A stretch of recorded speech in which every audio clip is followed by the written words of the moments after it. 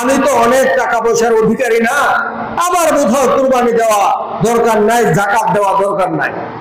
আমি তো মনে করি বাংলাদেশে 1 লক্ষ টাকার মতো নাই এমন কয়জনের আছে বলেন? 52.5 তোলা রূপা, 7.5 ভরি স্বর্ণ, 1 বছর পার হলে যাকাত খরচ। কার যাকাত খরচ হয় নাই বলেন? 1 লক্ষ টাকা কার না বাসায় আছে? আর এই একই পরিমাণ সম্পত্তি যদি থাকে 10ই জিলহজ, 11ই জিলহজ, 12ই জিলহজ, এই 3 দিনের মধ্যে যার 1 লক্ষ টাকা থাকবে তার জন্য কুরবানি ওয়াজিব। যেমন যাকাত ফরজ তেমনি ওয়াজিব। আমরা কিন্তু এগুলো খেয়ালই করি না। আরে আমার টাকা পয়সা নাই, আমার ঋণ আছে, এই সেই, আমি কি কুরবানি দেব? আপনি বড় কুরবানি না দিলেন, শরীক না হলেন, আপনি 5 থেকে 6-7 হাজারের মধ্যে একটা ছাগল বকরি কুরবানি দেন, কারণ আপনার জন্য ওয়াজিব। আপনার গুনাহ হবে, পাপ হবে। আচ্ছা, কুরবানি, প্রশ্ন হলো কুরবানি কেন আমরা করব? কুরবানি করব শুধুমাত্র কেবলমাত্র একমাত্র আল্লাহ তাবারাকা ওয়া তাআলার সন্তুষ্টি অর্জনের জন্য। দুনিয়ার কাউকে দেখানোর জন্য যদি কেউ কুরবানি করে, কবুল হবে না। এই কুরবানিটা এজন্য খুব সাবধান, খুব সতর্কতার সাথে আমাদের কুরবানি করতে হবে। এ প্রসঙ্গে মহান আল্লাহ বলেন, লা ইয়ানালাল্লাহু লুহুমুহা ওয়ালা দিমাউহা ওয়ালাকিন ইয়ানালুহুত তাকওয়া মিনকুম। আল্লাহ রাব্বুল আলামিন বলেন, কুরবানির পশুর রক্ত মাংস কোনো কিছু আল্লাহর কাছে পৌঁছায় না। আল্লাহর কাছে শুধুমাত্র কেবলমাত্র একমাত্র পৌঁছায় তোমাদের নিয়ত, তোমাদের তাকওয়া, তোমাদের ইখলাস। তোমরা যদি আল্লাহর সন্তুষ্টির জন্য কুরবানি দাও, আল্লাহ রাব্বুল আলামিন কবুল করবেন। আল্লাহর সন্তুষ্টি অর্জনের জন্য যদি কুরবানি না হয়, তোমাদের কুরবানি আল্লাহর কাছে কবুল হবে না। আগেকার নবীদের উম্মতগণ কুরবানি করতেন, নবীগণ কুরবানি করতেন, তাদের কুরবানির সিস্টেম ছিল আলাদা। কুরবানি যারটা কবুল হতো, আকাশ থেকে আগুন এসে ওই কুরবানি পশুটা জ্বালিয়ে একেবারে পুরো ছাই ছাই করে ফেলতো, তাহলে বোঝা যেত তার কুরবানি কবুল। কিন্তু আমাদের এরকম তো না। বিশ্বনবীর উম্মত আমরা, আমাদের এই ওপেন অবস্থাটা আল্লাহ রাব্বুল আলামিন দেখান না। পরিষ্কারই তো বলেছেন, আল্লাহ সন্তুষ্টির জন্য যদি আপনার কুরবানি হয় তাহলে কুরবানি কবুল। আর কুরবানির টাকাটা কি ধরনের হতে হবে? প্রশ্ন এবং উত্তর সহকারে আমি কিছু মাসআলা বলবো।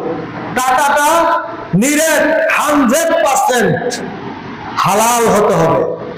আপনারা 7 জন শেয়ার হয়েছেন, একজনের টাকা যদি অর্ধেকের বেশি, মাসআলাটা খেয়াল রাখবেন, অর্ধেকের বেশি যদি হারাম হয় তাহলে সকলের কুরবানি বাতিল হয়ে যাবে। সাবধান।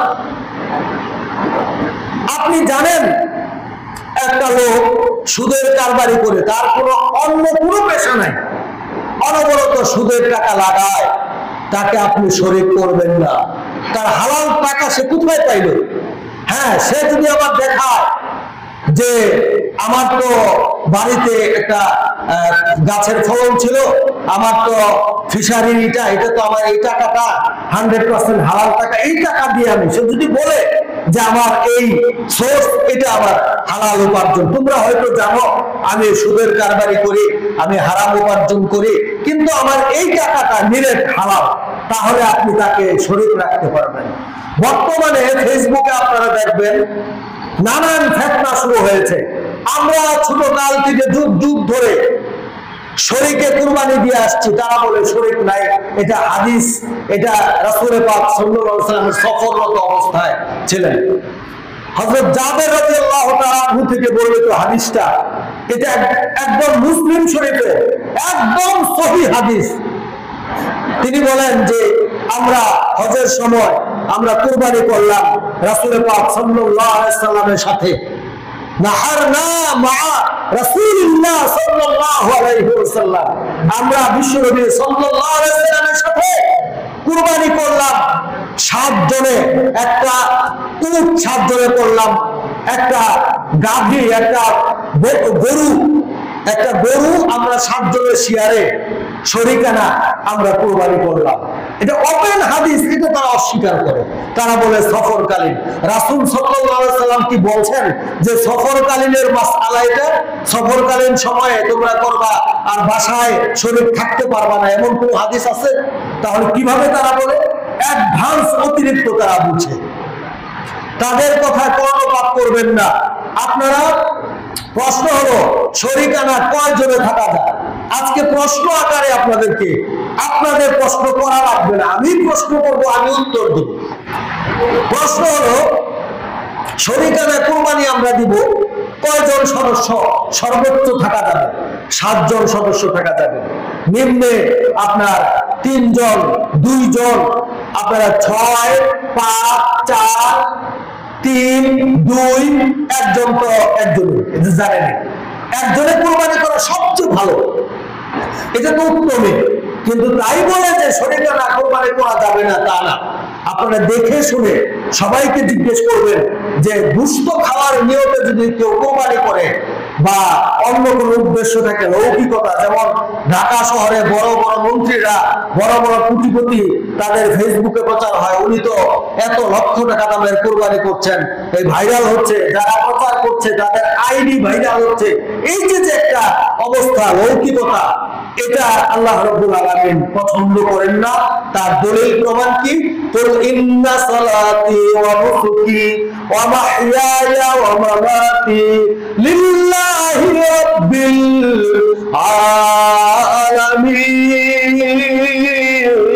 আলামিন। আল্লাহ রাব্বুল আলামিন বলেন, হে নবী আপনি বলে দিন আমার নামাজ, আমার কুরবানি, আমার জীবন, আমার মরণ বিশ্ব পালন কর্তা মহান স্রষ্টা আল্লাহ রাব্বুল আলামিনের জন্য। আমার আপনার সব কিছু করতে হবে আল্লাহর জন্য, কাউকে দেখানোর জন্য করবেন, কিচ্ছু উপকার হবে না, লাভ হবে না। একজন বক্তা, একজন বড় আলেম, একজন শহীদ, একজন দাতা, সেই কিয়ামতের দিন তাদেরকে উল্টা করে জাহান্নামে নিক্ষেপ করা হবে। কেন বলুন তো? এলেম শিখেছে, দুনিয়ার মানুষকে দেখিয়েছে, দুনিয়ার মানুষ তাকে বাহবা দিয়েছে, আল্লাহর সন্তুষ্টি অর্জন তার উদ্দেশ্য ছিল না। ওই আলেমও জাহান্নামে যাবে। একজন শহীদে বলবে আমি তো তোমার সন্তুষ্টির জন্য শহীদ হয়েছি। আল্লাহ বলবেন না, তুমি যখন শহীদ হয়েছ তোমার যে মন মানসিকতা ছিল, বীর শ্রেষ্ঠ বলবে তোমাকে, হ্যাঁ, সারা পৃথিবীর মানুষ তোমাকে শহীদ বলবে, তোমাকে অনেক দামি মানুষ বলবে, এই জন্য তুমি তোমার রক্ত ঝরিয়েছ, তুমি জীবন উৎসর্গ করেছ। তখন যেটা নিয়তটা ছিল সেটা একেবারে সামনে এসে বলবে, হ্যাঁ আমার তো এই নিয়ত ছিল। তারা উল্টা করে জাহান্নামে নিক্ষেপ করা হবে। একজন দাতা, সে দান করে কেন? সমস্ত দান ভিডিও করে মানুষকে প্রচার করে, আমি তো এত দান করি। একটা আপনার 10টা টাকা কাউকে দান করলে ওটা ভিডিও, মানে দেখানোর জন্য, সম্পূর্ণ দেখানোর জন্য। বলবেন যে হুজুর আপনারা তো ওয়াজ করেন, ভিডিও হয়, এগুলো প্রচার প্রসারের জন্য। দান করা কিন্তু 2 ভাবেই চলে। তুমি গোপনে দান করো, ডান হাত দান করলে যেন বাম হাত না টের পায়। আরেকটা আছে প্রকাশ্যে দান করাও ভালো, যদি নিয়ত থাকে মানুষকে উৎসাহ প্রদানের জন্য, যে আমি দান করছি, আমার দেখা দেখি আরো দান করবে, এই জন্য উৎসাহ। নিয়তটা হলো আসল। আর তাকওয়া হলো ভিতরের বিষয়। এজন্য আমাদের নিয়ত খালেস করতে হবে। কুরবানি যে আপনি দিবেন, আমি দিব, সওয়াব বা পুণ্য কেমন? বিশ্বনবী সাল্লাল্লাহু আলাইহি ওয়াসাল্লাম বলেন, কুরবানির পশুর প্রত্যেকটা লোমের পরিবর্তে এক একটা নেকি আল্লাহ রাব্বুল আলামিন দান করবেন। সুবহানাল্লাহ ওয়া বিহামদিহি সুবহানাল্লাহিল আযীম। প্রশ্ন হলো, আপনি কুরবানি কিনেছেন, আপনি আব্দুল খালেক, আপনি কুরবানি করেছেন, আপনি ধনী। আমি মুফতি শফিকুল ইসলাম, আমি গরিব মানুষ। আপনি একটা কুরবানির পশু কিনেছেন, একটা গরু কিনেছেন, আমিও কিনেছি, আমি তো গরিব মানুষ। কষ্টটা বুঝেন। আল্লাহ না করুক আমার আপনার দুজনের কুরবানির পশু হারিয়ে গেছে বা চুরে নিয়ে গেছে। আপনি আবার এই 3 দিনের ভিতরে কুরবানির পশু একটা কিনেছেন, আমিও কিনেছি। আপনি ধনী মানুষ, আপনি কিনেছেন, আমি গরিব মানুষ, আমিও কিনেছি। যে কুরবানির নিয়ম করেছিলাম, কুরবানির পশুটা চুরি হয়ে গেল, একটা কিনলাম। এখন এর ভিতরে আবার ওই 2টা পশু পাওয়া গেল, হারানো পশু পাওয়া যাওয়ার পর আমি যে গরিব মানুষ, আমার 2টাই কুরবানি দিতে হবে। আপনি ধনী মানুষ, আপনার উপর কুরবানি ওয়াজিব। আপনি যেটা প্রথমে কিনেছিলেন সেটা হারিয়ে গিয়েছিল, 3 দিনের ভিতরে ফিরে আসছে, আপনি সেটাই কুরবানি দিবেন। নতুন করে কিনছেন, কুরবানি দেওয়া দরকার নাই। কিন্তু আমার দিতে হবে কেন? আমি গরিব মানুষ হলে আমার উপর কুরবানি ওয়াজিব ছিল না। আমি যে কুরবানি কিনেছি, আমার মন মানসিকতা দেখিয়েছি যে আল্লাহর কাছে, এই জন্য আমার 2টাই দিতে হবে। কারণ আমার মন তো আছে, আমি তো ওয়াজিব হওয়ার কারণে কুরবানি করি নাই, আমি তো এমনিতেই আল্লাহ সন্তুষ্টির জন্য করছি। এই জন্য আমার দিতে হবে 2টা। কুরবানির পশু যারা কাটে, কুরবানির পশুর মাংস যারা কাটে, বিনিময়ে, শ্রমের বিনিময়ে তাদেরকে টাকা দিয়ে দিবেন। কিন্তু কুরবানির মাংস দেওয়া যাবে না, তাহলে কিন্তু এই মাংস দেওয়াটা নাজায়েজ। আমাদের সমাজে বিভিন্ন ভাবে এই মাসআলাটা আমরা গুরুত্বই দেই না। একজনের কাজ করলো, আচ্ছা গরিব মানুষ, তাকে গোশত দিয়ে দিলাম। আজ থেকে মনে রাখবেন, আপনার এই কুরবানি নাজায়েজ হওয়ার সম্ভাবনা বেশি, কারণ এই কাজটাই নাজায়েজ। আপনি কেন এই কাজটা করতে যাবেন? আল্লাহ রাব্বুল আলামিন আপনাকে মেহমানদারি হিসেবে গোশত দিয়েছেন, তুমি খাবে, তুমি গরিবদেরকে দিবে। হ্যাঁ, তাকে আপনি দিতে পারেন, বাড়িতে গিয়ে আলাদাভাবে, সেটা বিনিময় না, বিনিময় টাকাটা আগে দিয়ে দেবেন। বাড়িতে গিয়ে যে সে গরিব মানুষ, আলাদাভাবে আমি হাদিয়া দিলাম। তবে অন্যদিন যে হাদিয়া দেন তার চেয়ে কিন্তু খবরদার বেশি দেওয়া যাবে না। তাহলে আপনার আল্লাহ তো নিয়ত দেখবেন, মন দেখবেন, আপনি কোন নিয়তে তাকে দিচ্ছেন, এগুলো সাবধান থাকতে হবে। কুরবানির অনেক মাসআলা মাসাইল আছে।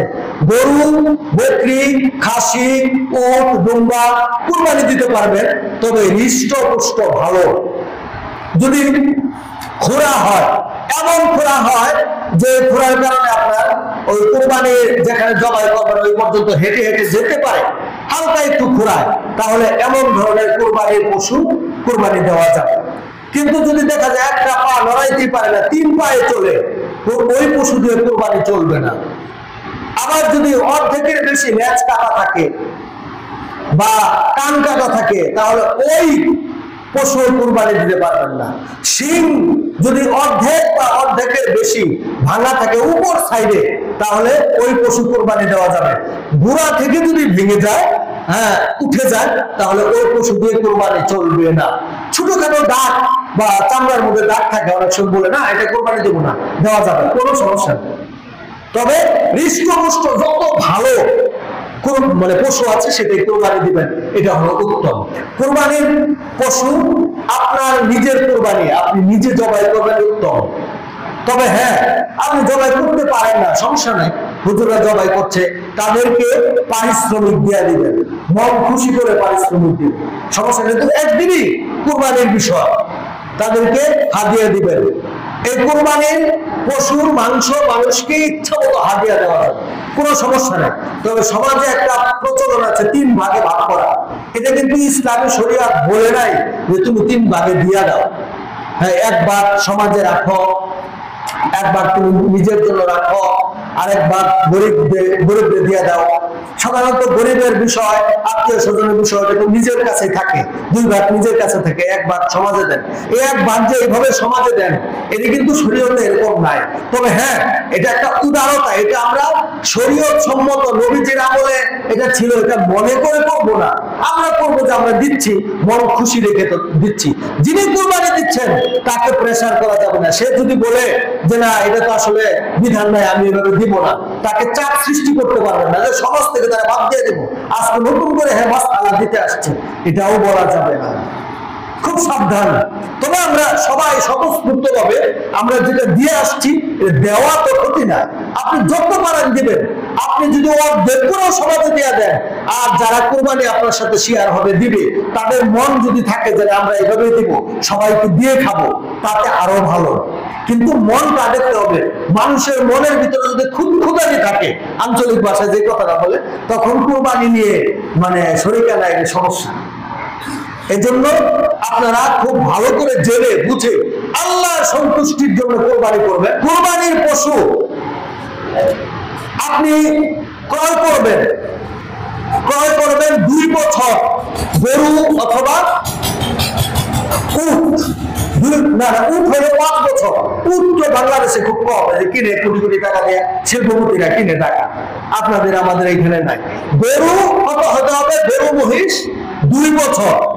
এখন আপনি কারো কাছ থেকে একটা গরু কিনলেন, আপনার ওই যে দাঁতছে কিনা এটা দেখেন যে আমরা দেখি এটা আসলে ওরকম হয় নাই, বা একটু একটু নড়ে না, বা দাঁতটা হয় নাই, দাঁত হয় নাই 2টা। কিন্তু ওই ক্রেতা নিশ্চিত বলছে যে 2 বছর 1 মাস হয়েছে, বা 2 বছর 2 মাস, 2 বছর পার হয়েছে। তার কথার উপর ভিত্তি করে বিশ্বাস করে আপনি কুরবানি করবেন, কুরবানি হয়ে যাবে।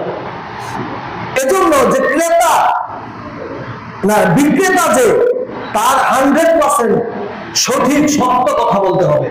ব্যবসার কারণে যদি মিথ্যা কথা বলে, কিয়ামতের দিন তার জবাবদিহিতা করতে হবে। কারণ তার কথার ভিত্তিতে ক্রেতা কিন্তু বিশ্বাস করে গরু কিনেছে। হ্যাঁ, আসলে সে জানে 2 বছর হয় নাই, মিথ্যা বলে যদি বলে যে 2 বছর হয়েছে, এই দায়িত্ব হবে বিক্রেতা, আপনি নন, আপনার কোরবানি হয়ে যাবে। এগুলো হচ্ছে গুরুত্বপূর্ণ চুম্বক কিছু মাসআলা। মহান আল্লাহ আমাদের সবাইকে সঠিকভাবে কোরবানি দেবার পূর্ণ তৌফিক এনায়েত করুন। ওয়া আখিরু দাওয়ানা আনিল হামদুলিল্লাহি রাব্বিল আলামিন।